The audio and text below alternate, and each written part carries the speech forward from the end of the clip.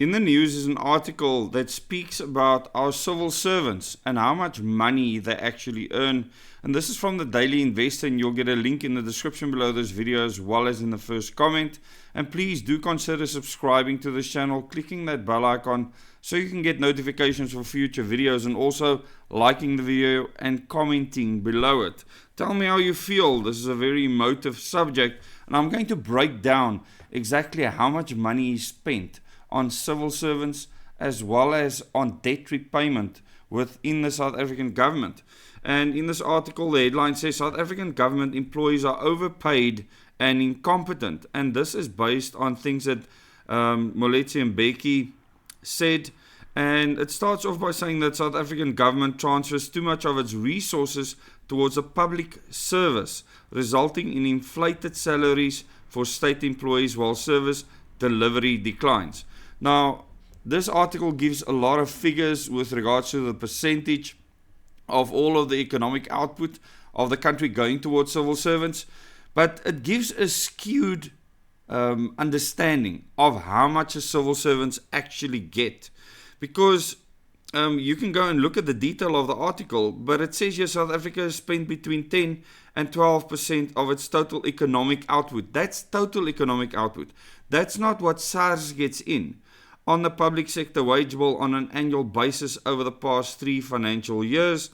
And it says it's higher than the OECD average of 9.2% for the period and G20 average of around 8%, which in my opinion is still extremely high. This is total economic output, okay? And we're going to look just now at how much South Africa actually spends on its wage bill with regards to the income that the government actually receives, because that is what matters. More importantly, the OECD and G20s are composed largely of developed economies with highly functional civil services relative to South Africa. So it's a relative comparison that Moletsi Mbeki is making here, where he is saying that these countries that apportion that much of their total output towards a civil service, that they have proper services, water, sanitation, etc. Now that might be changing around the world, and I think many countries might be struggling with things like that. Look at a country such as France. But you can tell me in the comments how you feel about this insights that people have towards the West and Europe, because things are changing there. The OECD also noted that South Africa's social service, while extensive, are not as developed as those in many European countries, which provide cradle-to-grave services. Now, this is true. Many of these countries are actually socialist in the way they look after their people, where from the day you are born to the day you die, you get free public medical services, etc., and the people are taxed accordingly in those countries.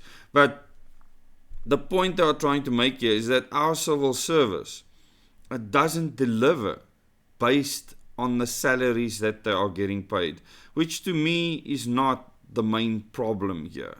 The main problem is this, okay? As of the 2024-2025 financial year, compensation for public servants or civil service salaries consumes a substantial portion of South Africa's national revenue, our income, with estimates indicating that over 60 cents of every rand collected by SARS is spent on paying public servants, debt service, and social grants. So, 60 cents.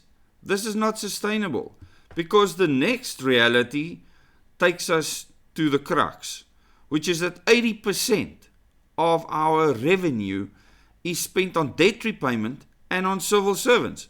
This is insanity, because you are left with 20% of your revenue that then gets spent on service delivery. How can this work? It cannot work, and based on the 2025-26 budget projection, South Africa spends approximately 22 cents. It used to be 20 cents, 22 cents of every rand collected in revenue on debt servicing costs. As of early 2026, the cost of servicing this debt is projected to be around 421 billion to 432 billion for the 2025-2026 fiscal year, which we are in right now. That is massive. Massive. So we're sitting at about 21.9 to 22% of national revenue going towards debt servicing. But the big elephant in the room, 60 cents in every tax rand going towards civil service. It is not sustainable, and this is why the country will collapse. And in this article, Moletsi and Mbeki can go this way, that way, saying how incompetent the people are and all the rest. We cannot spend as much money on the civil service. The size needs to be reduced. They speak here about giving them early retirement packages so that they can just leave and open the market up to younger people. This is not going to help. We need less people, not more. Not a change from the old to the young, thinking that the young is going to perform. But one thing Moletsi and Mbeki says here that I do agree with is where he says to solve this problem, of an incompetent civil service, he suggests implementing an entrance examination for individuals seeking to work in the civil service. Now, there is a political party in this country that has suggested exactly the same thing, besides the fact that we should change the system of elections in the country and the governance system itself. This would not only reduce intake into the civil service, but also ensure that those employed in the public sector are highly capable. So he's saying this shouldn't be easy. We need to make sure that the people who enter the civil service at all levels have the skills that are required to do the job that they are being employed for, Mbeki said. Now, this should go without saying, people. This is not something that should be debated or discussed. And more than 30 years into the so-called democracy or democratic experiment, the experiment has failed. Not the democratic part, the fact that it's not democratic, the fact that the people in the country do not believe in democracy, do not understand democracy, do not understand political participation at all. They think that they can just go and vote every couple of years, and that these people they vote for will sort things out. But you see, you are not voting for people. You are voting for parties. This is the first problem. You are voting for a gang system, because that's what our government is. It's one big criminal enterprise. And then Moletsi and Mbeki says it has to be tough. It has to be difficult because we have to compete with other countries. So the test needs to be tough for us to compete with other countries. We cannot even compete locally. From one municipality to the next, the only competition that's taking place is to see how quickly everything can fall apart. This is basically where we are at. And to change this around, we need a complete restructuring of government.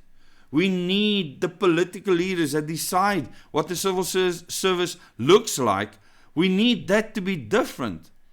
We need to be able to have presidential candidates campaign and appeal to the public to say we're going to change this, we're going to reduce the size of cabinet, we're going to change the size of civil service, and we're going to make sure that we employ competent people. This is what we need to see, and then those that are believed, we need to vote for them directly. We need to vote for the president directly. We need to vote for our MPs in constituencies directly. We need to vote for our mayors directly, for a person, not a party. As long as a party gang system continues, we will not see success in the country. And the economy, which is us the people producing, can never collapse. But the government can collapse because their income is being stifled. And SARS is getting more and more desperate because of the situation. So tell me in the comments, how do you feel about the fact that civil servants are taking 60% of the income of SARS? It's not going towards you. And then we are looking at 22%. So it's only 18% left for you. For you. And do we see that?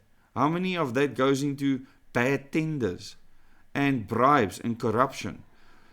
So 22% goes towards debt repayment and interest on debt. Not necessarily debt repayment. Tell me in the comments how you think that it's possible for us to solve this problem by keeping the current political system. How is this possible? Keep on doing the same thing and expect different results. I don't care who in the GNU comes into power, the same problem will prevail because the system is flawed and our current constitution that needs a serious upgrade allows for this mess. So it needs to be upgraded desperately.